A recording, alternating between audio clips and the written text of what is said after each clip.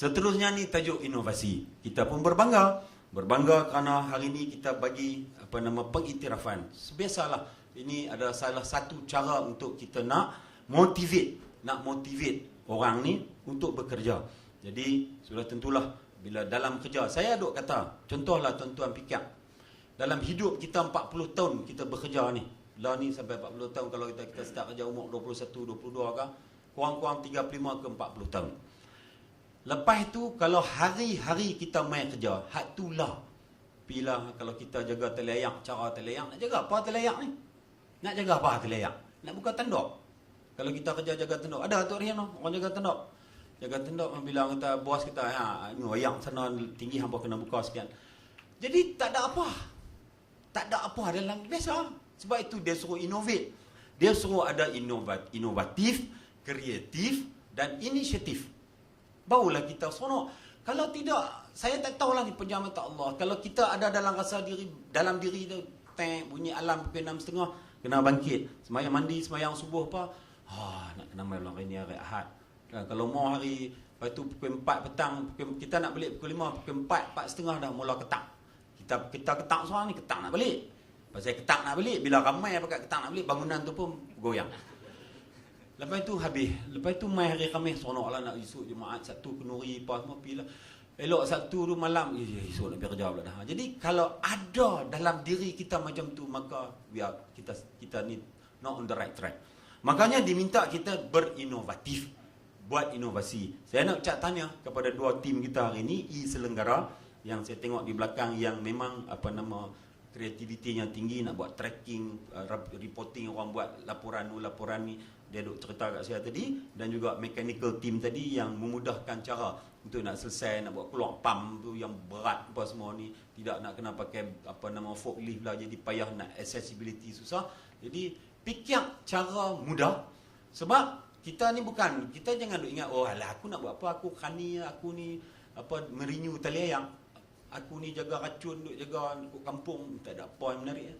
Tapi kalau kita ada daya inovasi yang tinggi, hidup kita tu jadi ceria. Saya kata, saya Alhamdulillah bersyukur ke hadrat Allah kerana diberi peluang mai masuk di Mada ni. Dan saya kata kat Datuk Rahim, kat kawan-kawan, saya kata the next 5 years, 5 tahun ke depan hidup saya ni mesti ceria. Sebab banyak benda baru yang saya boleh belajar. Saya passion tu.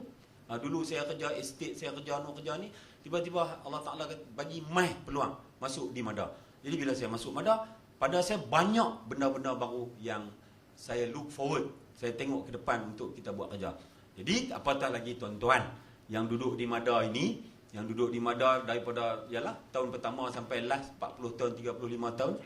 Mungkin kita ni hanya sekadar orang kata apa, pemerhati. Kita duduk tengok kawan-kawan buat kerja, kita tengok perkembangan Mada, kemajuan Mada dan sebagainya.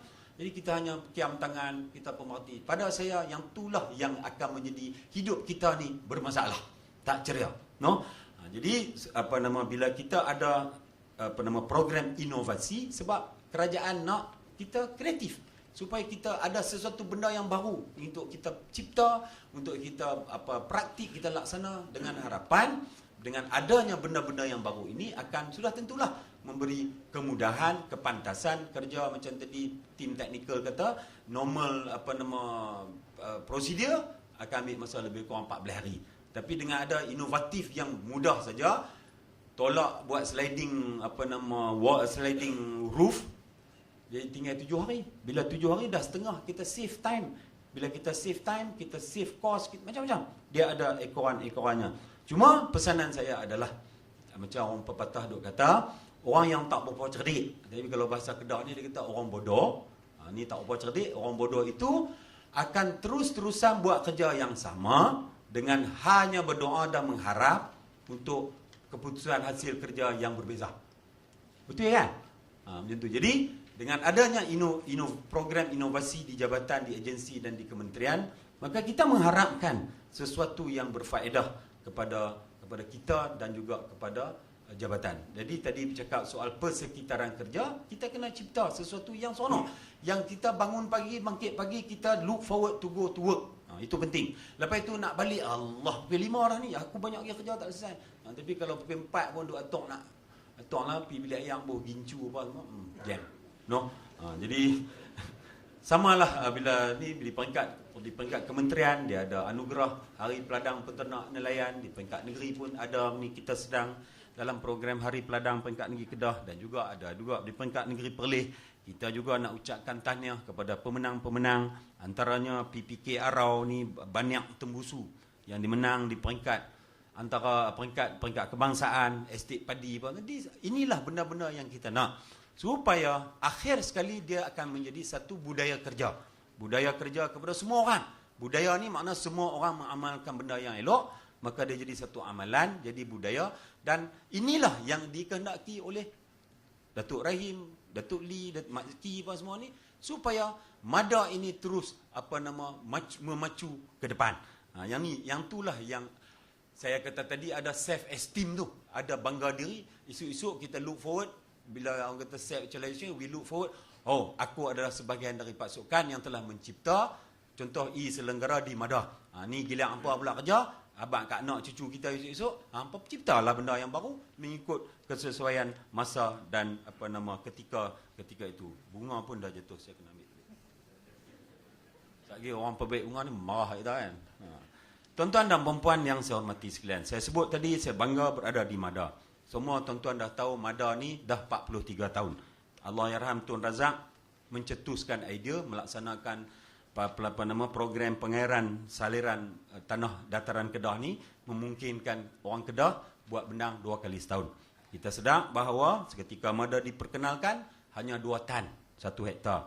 Ketika itu kemiskinan pun 70%. Tapi tuan-tuanlah orang-orang yang telah pun berusaha keras melaksanakan segala kerja, segala arahan, segala polisi dasar yang telah dibuat, dan hari ini MADA telah berjaya mendabik dada, mengurangkan kemiskinan ke satu kadar yang cukup rendah, 2%, sekitar 2%. Kemudian kita telah meningkatkan hasil padi kita. Sekarang ini musim yang lalu 6.7 tan secara purata. Satu rekod pencapaian. Dan kalau tengok Pema La ni, Pema La tengok hijau padi pun kita tengok, kalau tak ada apa-apa, orang kata apa, bencana alam, ribut, taupan apa semua, insya-Allah kita boleh maintain, malahan mungkin mencecah 7 tan.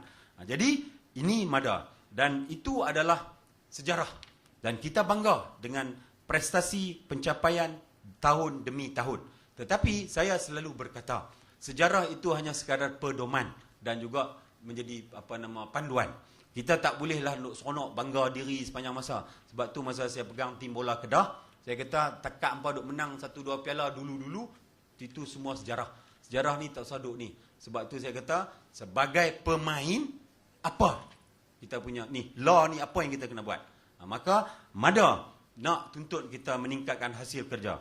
MADA nak kita bottom line dia masih kepada bagaimana kita nak sumbangkan tenaga keringat kita, pemikiran kita, nak meningkatkan pendapatan petani.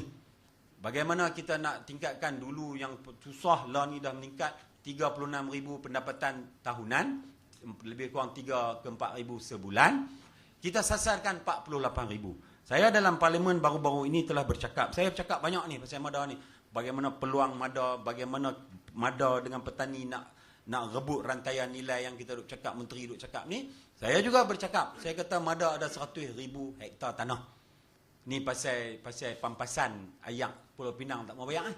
Perlis apa semua kan duk balai ayak Kedah ni. Saya kata kita ada 3 dam Aning Muda Pedu. Keluasan tadahan tu 1,297 km persegi. Balak ni kalau nilai balak mungkin 5-6 bilion kalau harga hari ni. Tapi kita tak boleh tebang. Sebab apa? Kita kena buat takung ayak. Kita simpan ayak 1.5 bilion meter cube. Setiap tahun kita duk masuk 897 million meter cube ni untuk padi ni. Tapi ayak lebihan tu kita tak boleh tahak tu. Kita nak kena lepas. Lepas tapi Pulau Pinang pun dia ambil lah ayak. Oh, dia kata, bila saya bercakap tu, ahli parlimen Bayan Baru kata, oi Datuk, kami ambil ayak, kami punya kampung. Yalah, saya kata betul lah dalam negeri Pulau Pinang, tapi ayak tu main mana? Kan? Jadi saya kata 100,000 hektar ni kami tak boleh buat lain pada padi. Kenapa? Food security. Food security makna ini dasar makanan, agro makanan negara.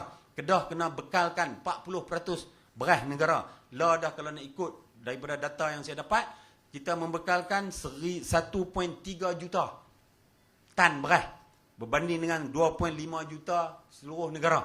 Makna tu pun dah dekat, dah lebih 50%. Tapi tak apalah, kita ambil 40%. Jadi kami tak boleh tanam lain pada getah, lain pada padi.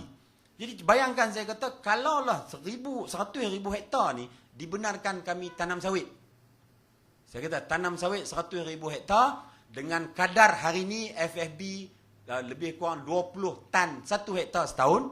Kalau OER, kadar perahan minyak 20%, dengan rega lah ni 2,500 tan CPO, orang Kedah saya kata boleh dapat pendapatan baik. Lepas tu kita dah kali semua, bedak, bahagi dengan 55,000 isi rumah. Setiap isi rumah hari ni boleh dapat RM9,000 sebulan. Kali 12 dah dekat 100,000. Sedangkan hari ni Mada baru dapat 36,000. Ni.